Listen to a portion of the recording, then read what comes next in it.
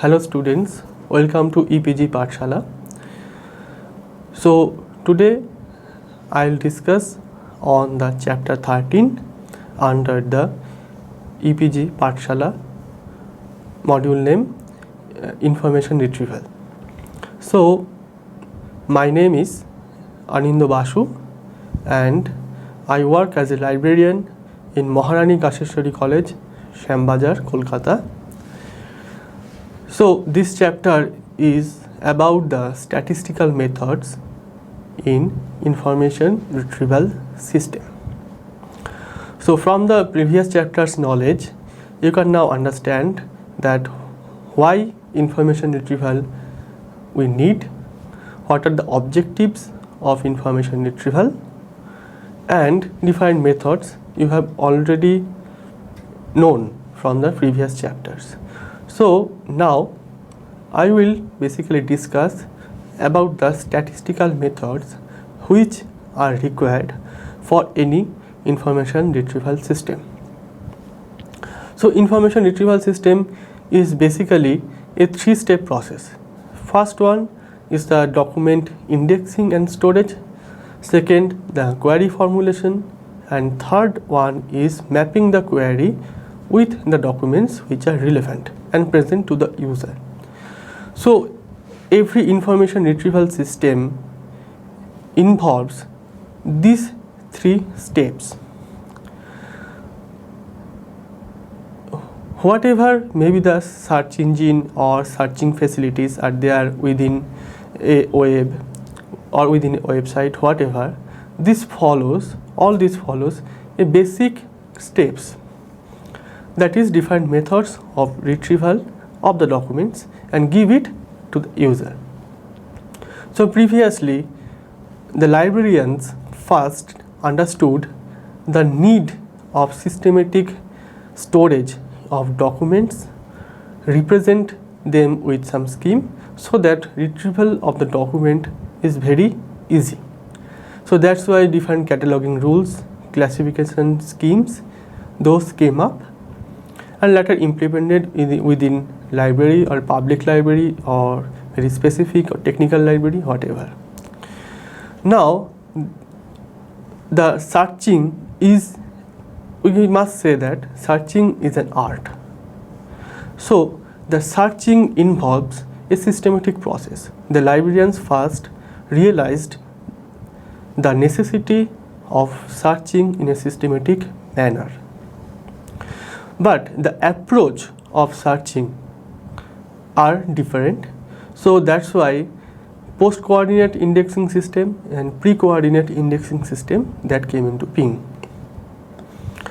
In pre-coordinate indexing system, the index terms are very fixed and those are being incorporated with the help of any subject heading.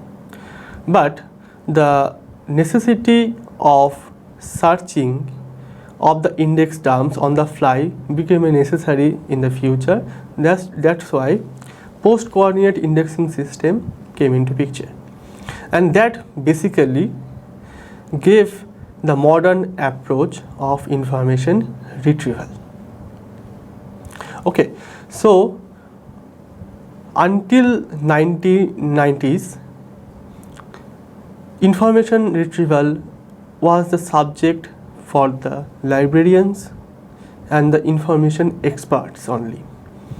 But early in 1990s, the evolution of World Wide Web, that is WWW, changed the whole arena or the aspect of the subject totally, and that this subject, that information retrieval, became a hotbed of research for the computer scientists, statisticians, mathematicians, and many algorithms came up to address different type of informations so that user can get the relevant information with an ease.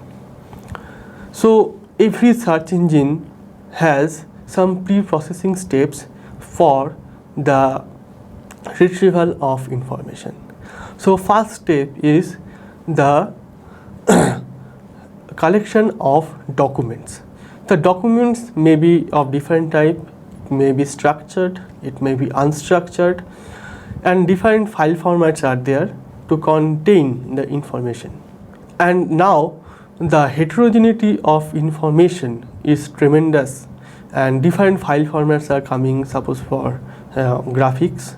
So maybe it may be a PNG file, it may be a BMP file or JPEG file for the image file. It may be text format, the text format may be doc file, text file, and other formats are there.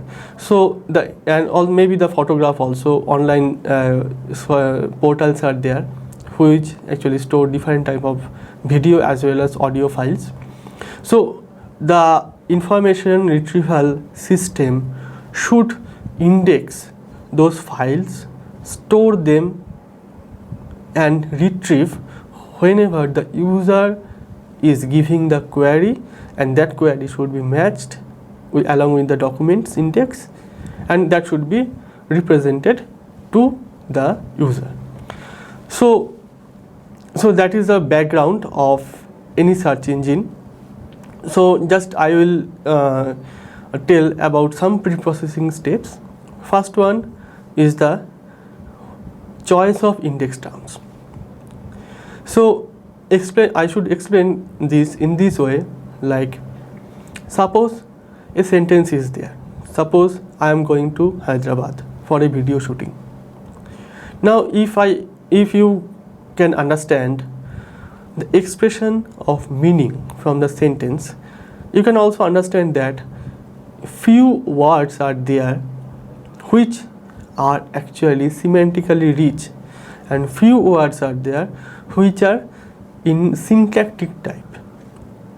So like that, suppose I am going to Hyderabad for a video recording. So going is semantically rich. To Hyderabad, it's a place name, it's semantically rich because it carries the expression of the meaning. And video recording, obviously that is the objective. So apart from that, I am, then to, these are actually semantic types. Semantic types means they are syntactically needed for the goodness of the grammatical expression.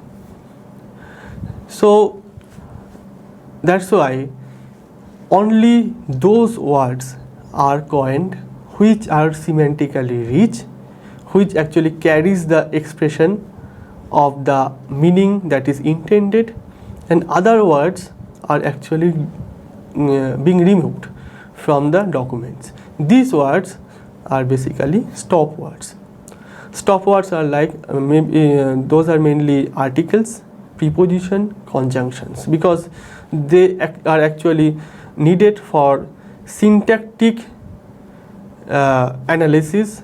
So any indexing scheme or any information retrieval system, they basically they remove the stop words, and only the semantically rich in terms are coined. So these are basically called index terms. So after choosing those index terms, a term document matrix is created. So it's a row and column wise matrix. The columns represent the document IDs, that means that the documents which have been indexed, and row wise it represents the terms, that means the terms which are actually present in the documents. So each cell of the matrix carries the occurrence of the particular term in a document. Suppose term 1 has occurrence in document 1, document 2 and document 3, and suppose there are 9 documents which have been indexed.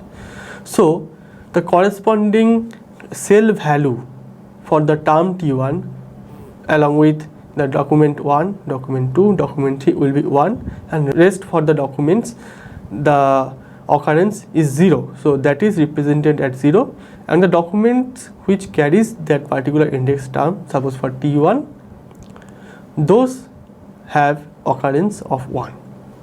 So likewise the term document matrix is created. After creating the term document matrix, a posting list is created. A posting list is nothing but a list where the occurrence of a particular term in which documents are mapped. It's just a list. Suppose term 1 has an occurrence in, suppose, document number 1, document number 15 and document number 200. So the posting list will be created as term T1. A pointer will be created. The pointer points to the document ID, that is document 1, document 15 and document 200. It is just a posting list. So keep in mind that the posting list is the heart and soul of any kind of search engine. For a retrieval purpose, every search engine must create a posting list. Now, the different statistical methods or mathematical methods, whatever it may be, those methods basically work on this posting list. Okay, so now I will explain the Boolean methods, vector space method and probabilistic method of information retrieval. I will concentrate only on these three models because these are foundationals, and keep in mind that there are many sophisticated algorithms which work at the background of search engine, but every sophisticated method are basically based on these three foundational models. So the first model I will explain is on the Boolean retrieval model. So it is based on Boolean logic.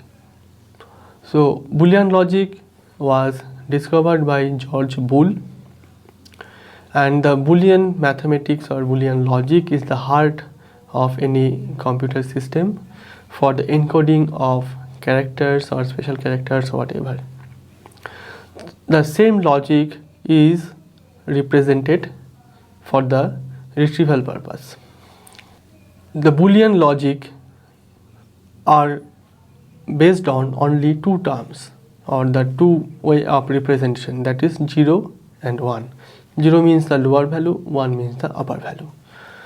So Boolean logic is basically on set theory where different operators are there like AND operator, OR operator and NOT operator. AND operator is basically disjunctive type, OR operator is conjunctive type, and NOT operator is for negation purpose. So suppose two Boolean expression is there, suppose 1 plus 0. So if I put into the operator, so the output will be like this. If 1 and 0 are there, so that will be 0. If 1 and OR is there, so the output will be 1. If not 1 is there, that becomes 0, means that if 0 is there, NOT operation on that particular expression will give the opposite result. That means if not 0 is there, it will be 1. If not 1 is there, that will be 0. So we all know this because the Boolean algebra is needed for any kind of computer system. Now, if we make a term documents based on the documents and the index terms, so I have explained what is the term document matrix. So here I have taken one example of term document matrix, and I have explained the way of Boolean retrieval works based on this example. Students, have a look at the screen. Now you can see the term document matrix where the columns represent the document IDs and the rows represent the index terms. So just I am again explaining what is term document matrix for the understanding purpose. Suppose term T1 is present in document D2, document D3, document D6 and document D8. So the cell value for the corresponding term T1 is 1, and the rest of the document IDs have 0 because the term has not occurred in that particular document. Likewise, suppose for the term T2, and it has occurred in document D2, D3, D4 and D6, and also D7 and D9. Other document IDs will get a 0 value because the term is not present. So after constructing the whole term document matrix, I am giving a query. Suppose the query is find those documents where term T1 and T2 are present but T8 is absent. So the query can be translated into the Boolean notation, that is T1 AND operator T2, then again AND operator, not T8. Not T8 is required because the query is given in such a way that I have to retrieve some documents where term T8 is basically absent. So that's why not operator is needed. So the query can be simplified by the Boolean operators present in the query form. Now you should keep in mind that Boolean operation here is bitwise and not is a complement of the term expression.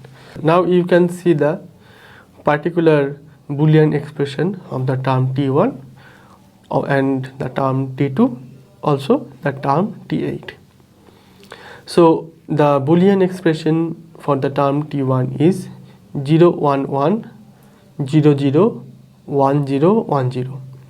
Boolean expression for the term T2 is 0 1 1 1 0 1 1 0 1, and for the term T8 the Boolean expression is 0 0 1 0 0 1 0 0 0. Now first we will negate the Boolean expression for the term T8. That means I will just do the complement for the Boolean expression for the term T8. So after doing the NOT operation for the term T8, it becomes 1 1 0 1 1 0 1 1 1, and then I am doing the binary AND operation bitwise. So after doing the binary AND operation, it becomes 0 1 and the rest are 0. That means that document ID number 2, that is the document 2, is the only document where the term T1 and T2 are present but T8 is basically absent. So for the retrieval purpose from this Boolean logic, I am retrieving the document D2 as it is satisfying our query. So that's why in that way the Boolean logic works as a retrieval model for any kind of information retrieval system. Though it is the most weak form of retrieval model, still many web portals, many information systems, they incorporate the Boolean logic for the retrieval purpose of their documents, which are at their disposal.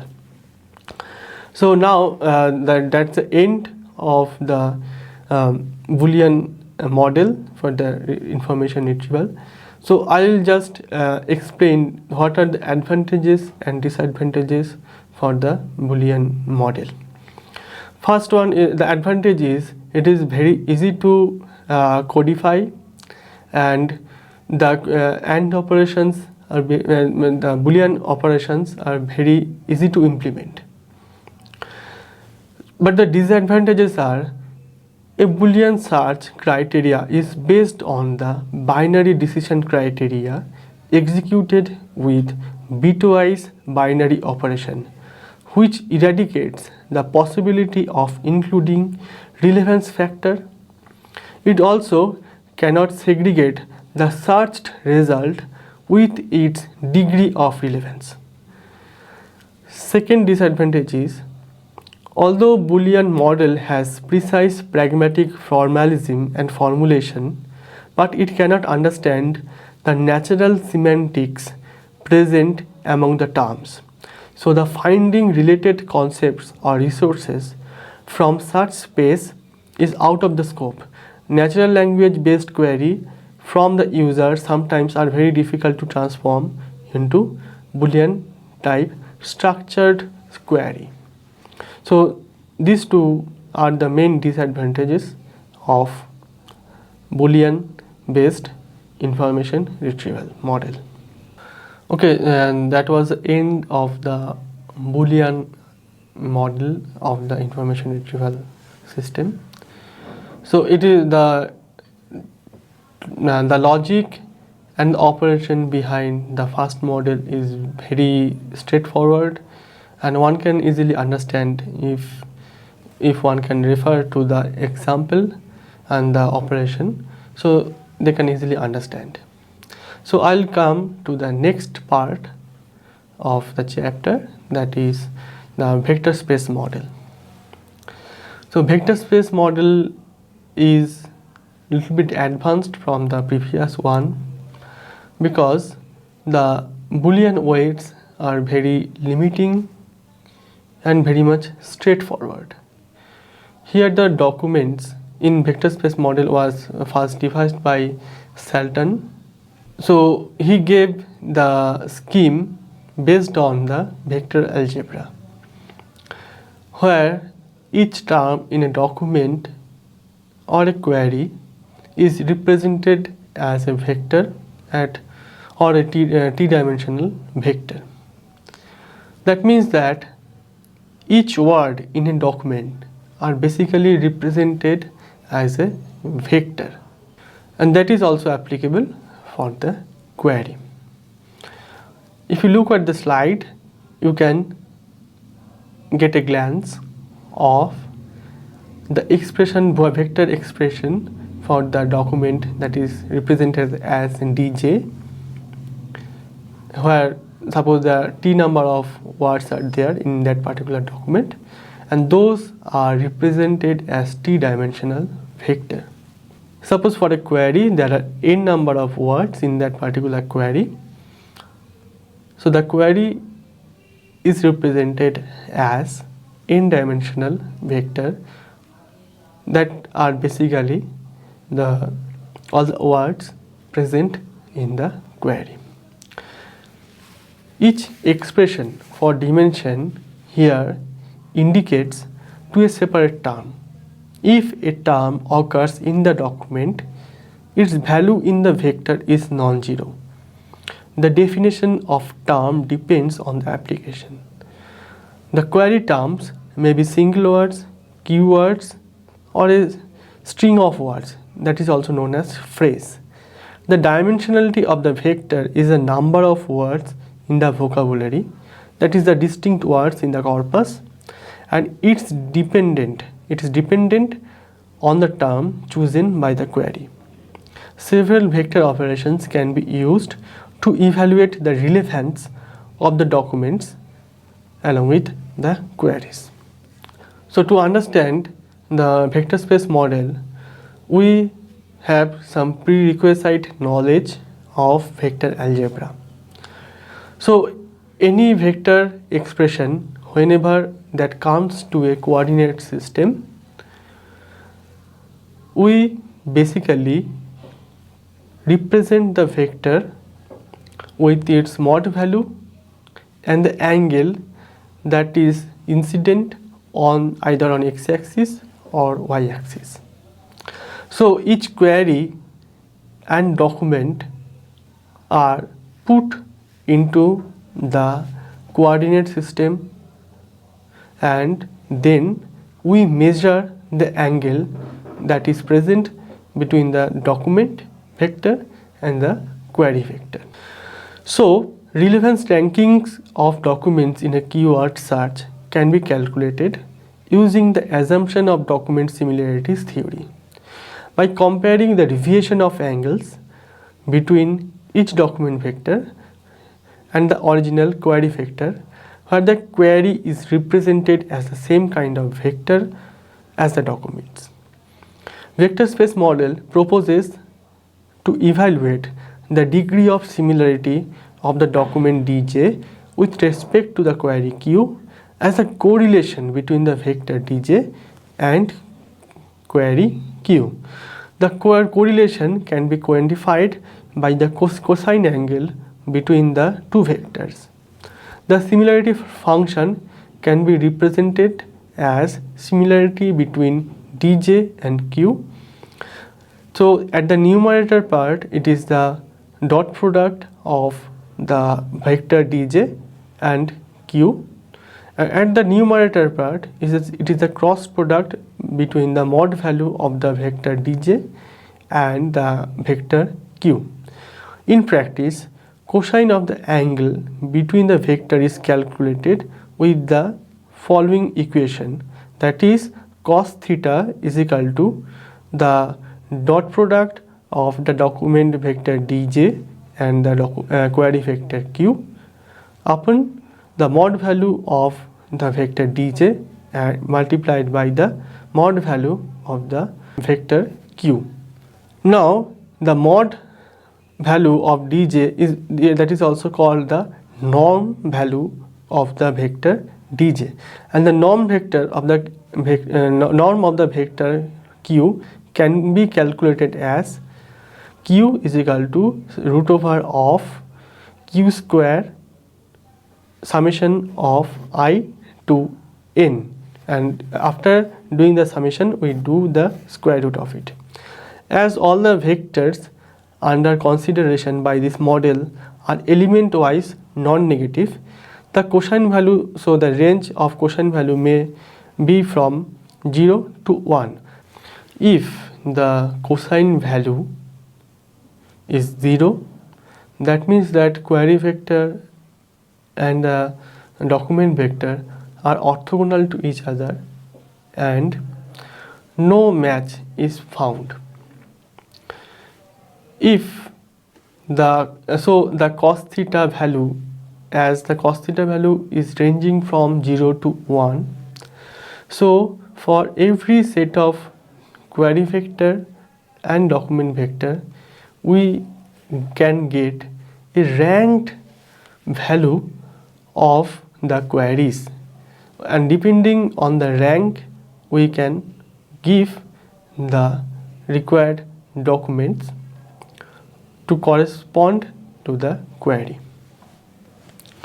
Now look at the slide where the cos theta angle and the vector value and the query vector and document vector are represented in the figure.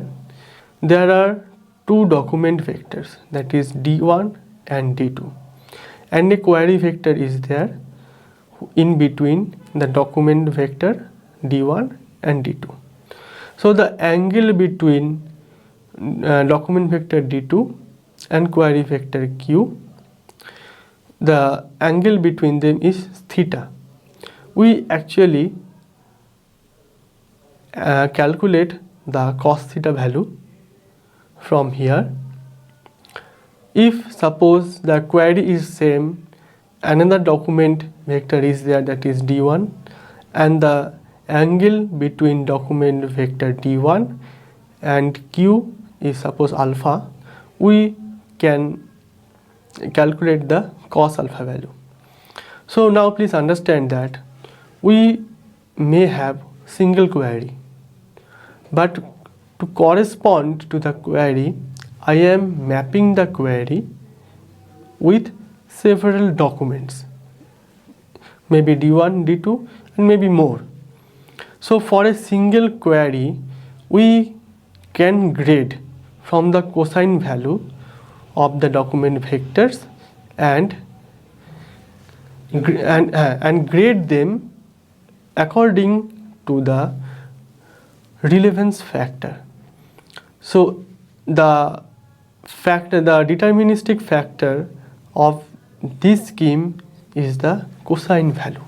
In the classical vector space model, the term specific weights in the document vectors are products of local and global parameters. The model is known as term frequency and inverse document frequency model if we put them together as a weighting scheme. Instead of attempting to calculate whether a document is relevant or not relevant, vector space model ranks the documents according to the degree of similarity to the query. So the vector space model can rank documents partially according to the cosine value. Now we will understand the weighting scheme for the vector space model. Weighting scheme for the vector space model is very simple. That is a multiplication of term frequency and the inverse document frequency. Term frequency is the frequency of the term which is occurring in the documents. Very simple. Suppose one term has occurred in suppose 5 documents, so the term frequency of the term is 5. That is as simple as that. The weighting scheme is just a multiplication of the term frequency into the log value of the inverse document frequency. Term frequency of the term T in document D, it is a local parameter.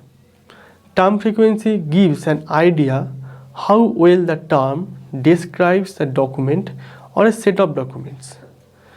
Inter-cluster dissimilarity is quantified by measuring the inverse of the frequency of a term among the documents in the collection. If the term Ki doesn't appear in the document Di, then the corresponding TF value or the term frequency value will be 0. So now I'll explain the inverse document frequency. And the inverse document frequency, which is a global parameter, is basically a fraction. That is the total fraction between total number of documents in the document set and the set of documents where the term has actually occurred. So inverse document frequency is calculated as log value of, at the numerator it is the total number of documents divided by, at the denominator, the set of documents where the term Ty is present. So after calculating this term frequency and inverse document frequency, the weighting scheme is calculated as a multiplicating factor between term frequency and inverse document frequency. Now I'll go to the example part of the total scheme because you may find it very cumbersome to understand by notationally or just I have just spoken about the scheme. You may find it hard to understand. So I have designed one example which can give you a comprehensive understanding of the total scheme. Okay, so look at the slide. Suppose I have 3 documents, document 1, document 2 and document 3. So document 1 is with the sentence suppose New Delhi News. Document 2 is with the sentence like New Delhi Post, and document 3 has 2 words, suppose Mumbai News. Okay, now first I will calculate the inverse document frequency of each term. So first the index term is new. If you can see the documents that if new has occurred in document 1 and document 2 and the total number of document is 3. So the inverse document frequency value for new will be log of 3 by 2 base 2, which is 0.584. The second index term is Delhi, and Delhi, this term has occurred in document 1 and document 2. So the value is log of 3 by 2 base 2. So the value is 0.584.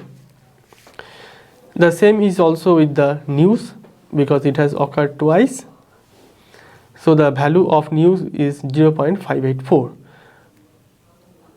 Next one is post.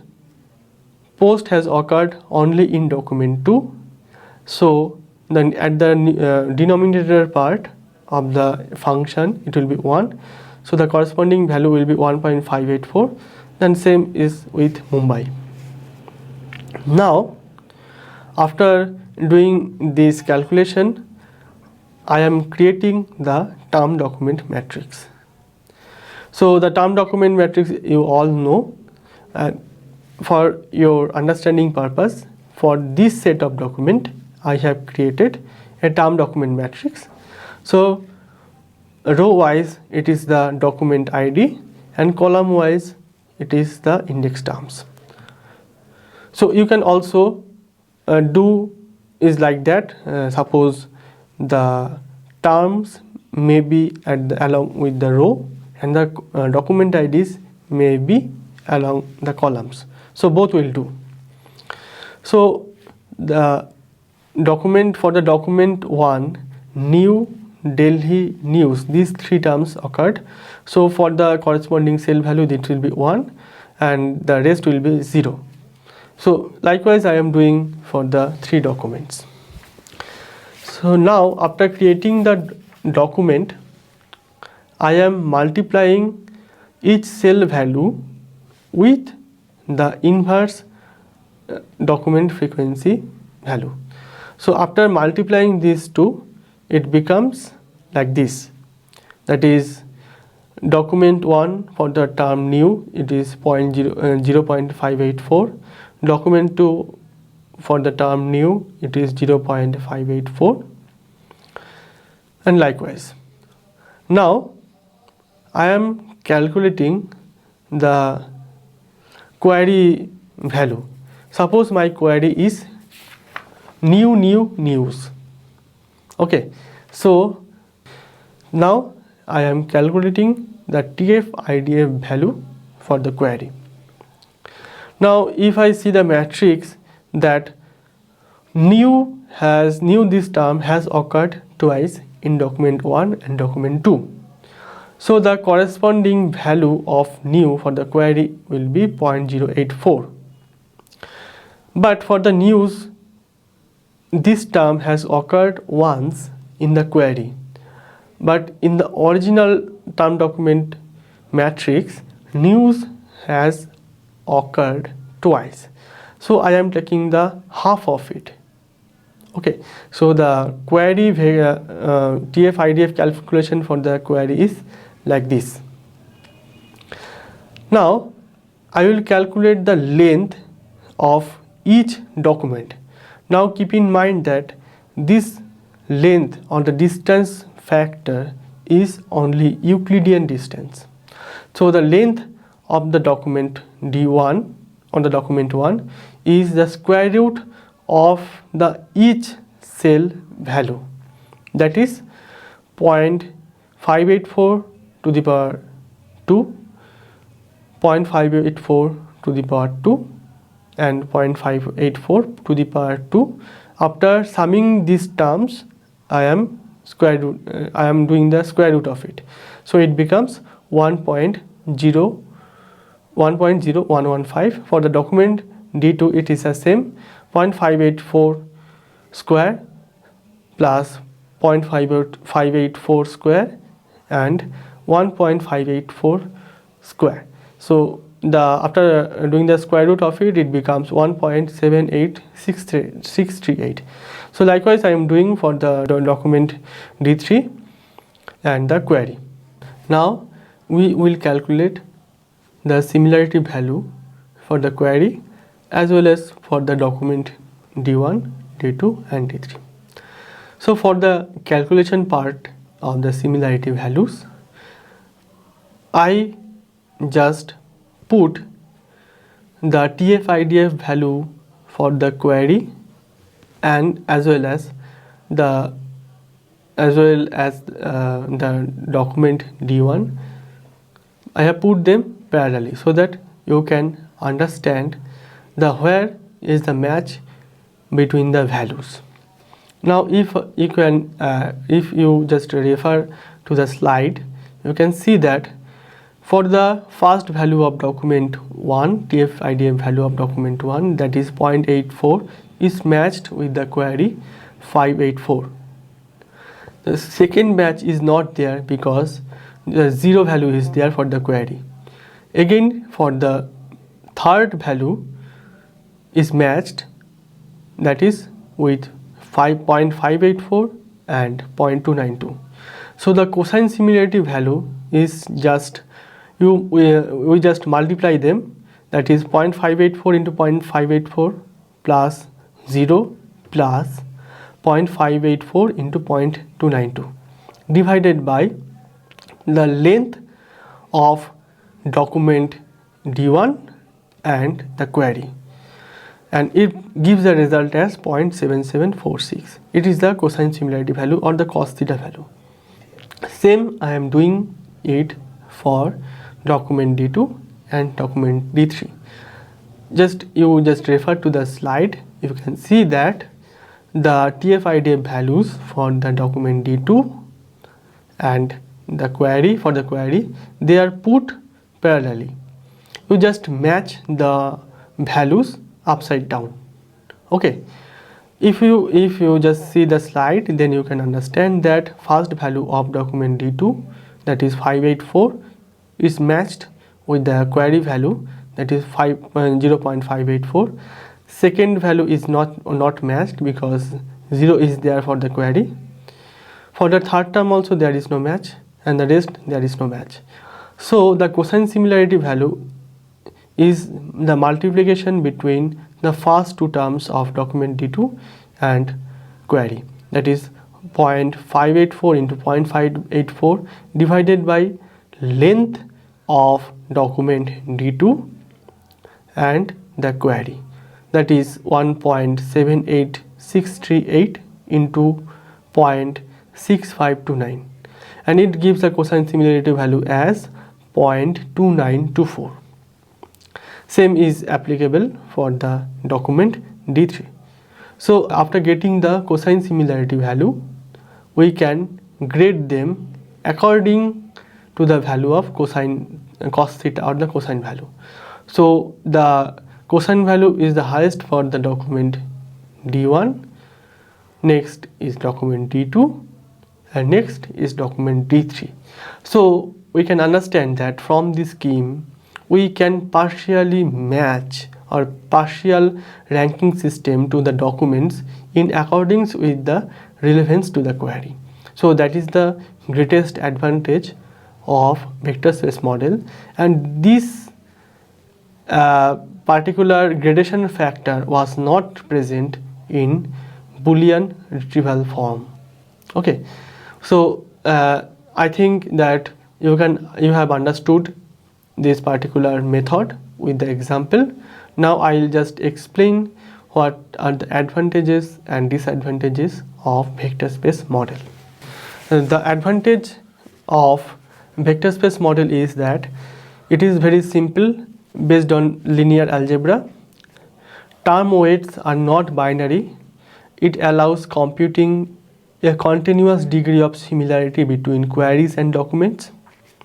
It allows ranking documents according to the possible relevances, and it allows partial matching. That is very important.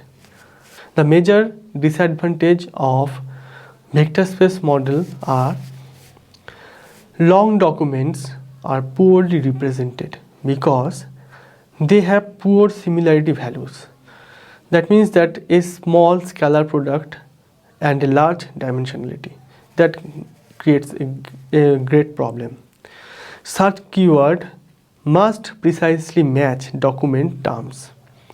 That is, the word substring might result in false positive match. The third problem is semantic sensitivity. Documents with similar context but different term vocabulary won't be associated, which also results in a false negative match. The order in which the terms appear in the document is lost in the vector space representation, because vector space model is basically a bag of words approach. Theoretically, it assumes that all the terms are statistically independent. And the next disadvantage is the weighting scheme is very intuitive, but it is not formal. It creates a problem while ranking the documents for a big corpus. So that was the end of the vector space model. Now I will move towards the next model, that is called the binary independence model. So this model was invented in 1976 by Robertson and Jones under the probabilistic framework. So to understand this model, the students need a prior knowledge on probability and conditional probability or the Bayes theorem. And these two concepts are necessary to understand this. Probabilistic model is based on the probability of predicting the relevant documents and remove the non-relevant documents. Suppose an user has given a query. So the query is parsed and that is to be matched with the stored documents. Now to answer the particular query, there will be relevant document. So let us say that that is the ideal set of documents or the ideal answer set, and other documents are not relevant, so that is to be removed out. The probability framework or the probability of predicting the answer in the real or the ideal answer set is always preferred. So that we do in binary independence model.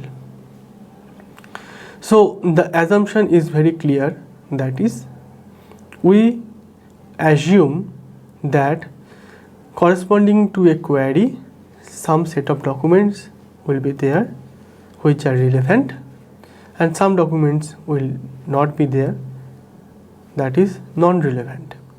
So the relevant documents are represented as capital R and non-relevant documents are represented as R bar or R naught. So that is the basic assumption. Now to understand the binary independence model, we have to understand first the probability rank principle. So if we cannot understand probability rank principle, we cannot understand binary independence model. So let us start with probability rank principle. Probability rank principle for a document D and a query Q. Suppose a random variable R is there to say whether the document retrieved given to a query is relevant or not.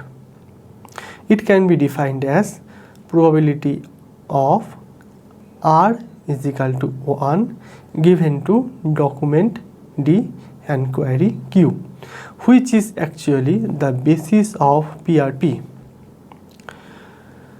Risbergen in 1979 stated that if a reference retrieval system's response to each request is a ranking of the documents in the collection in order of decreasing probability of relevance to the user who submitted the request, where the probability are estimated as accurately as possible on the basis of whatever data have been made available to the system for this purpose. The overall effectiveness of the system to its user will be the best that is obtainable on the basis of this data. So the binary situation is incurred upon the ranking of documents in decreasing order after the probability calculation. So the document D is relevant if probability of R is equal to 1 given to D and Q. If irrelevant, probability that is R is equal to 0 given to D comma Q. So that is the 1-0 case of probability rank principle. The scheme is very simple. The random variable R will take the value 1 if the document is relevant, or it will take the value 0 if the document is not relevant.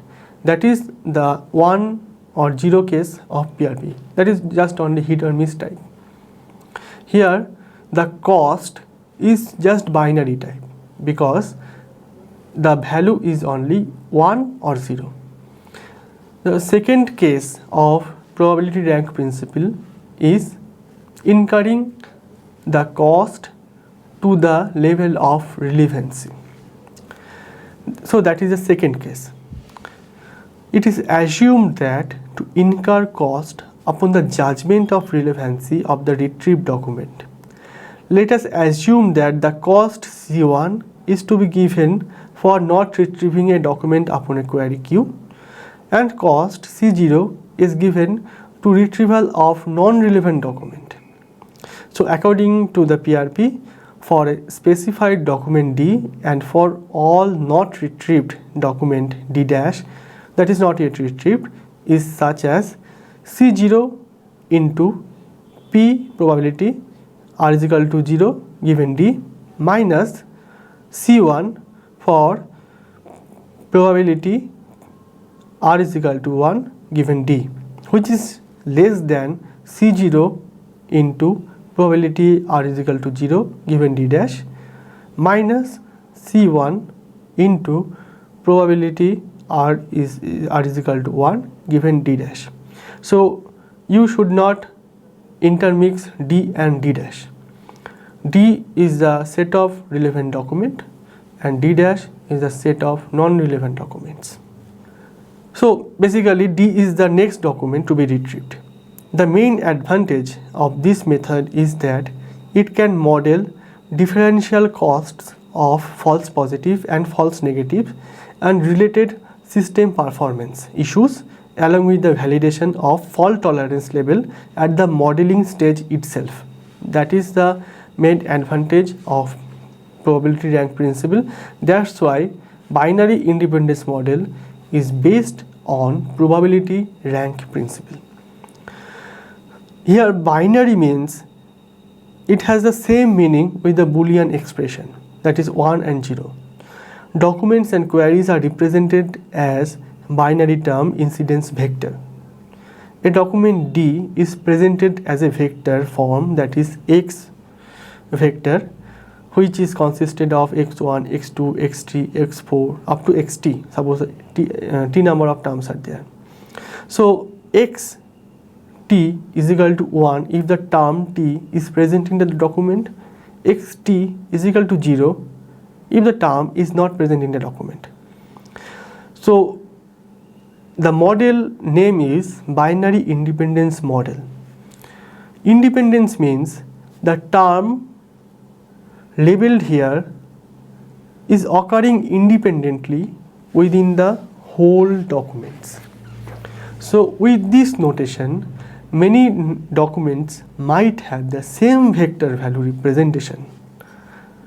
The probability function of PRP, that is probability rank principle, that is probability of R given DQ is relevant here but with a modified version.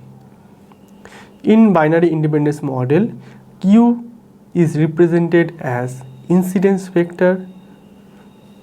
So the probability function of P, that is R given dq, is transformed into probability R given xq. X is basically the term in the document. So we are just replacing the D with X. So using the Bayes theorem, it is when it is the case of relevant document, that is probability of R is equal to 1 given X and Q. So this is the expression, you can refer to the slide.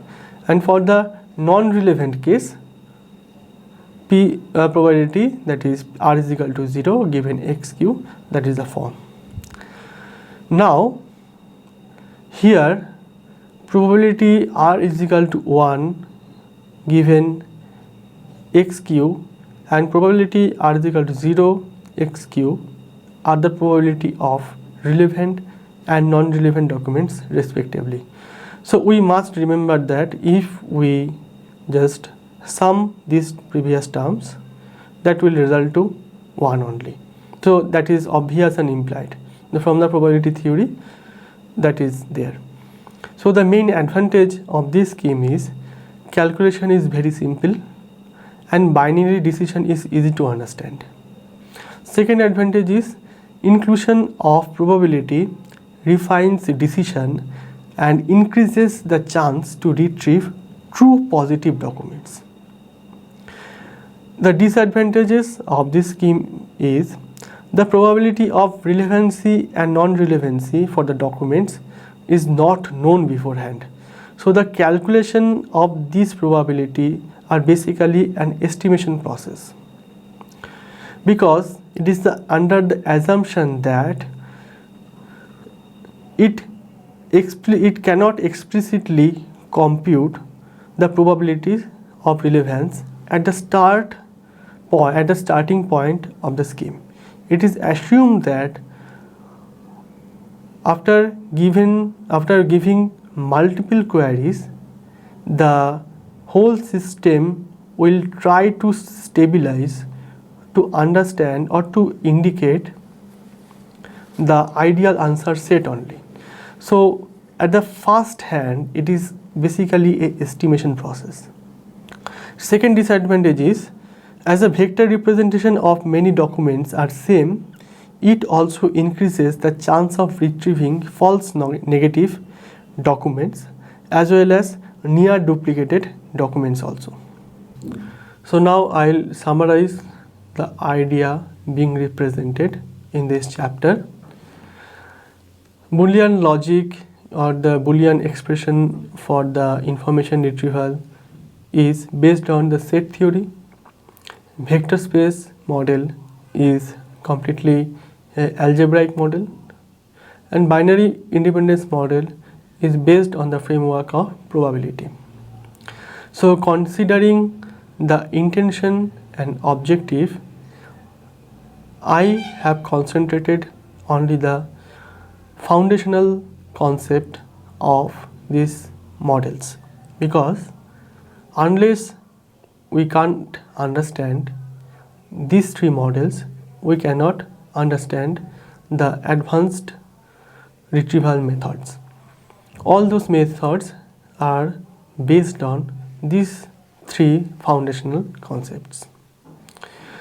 Now, it is intended that the student will try to understand these three models so that the understanding on the total subject is complete.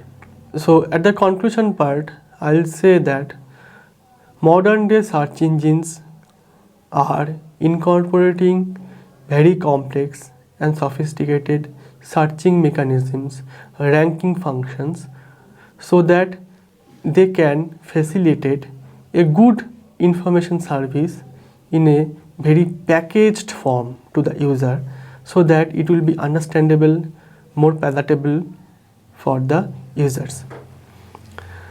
So there are many open source softwares, they also give the searching facility, but at the background this kind of model is being implemented. So thank you to all the students for your patience and listening to me. If you want to study more, if you want to know more, you can go to the reference part of my slide. From there you can get other learning resources to quench your thirst on this subject. Thank you all.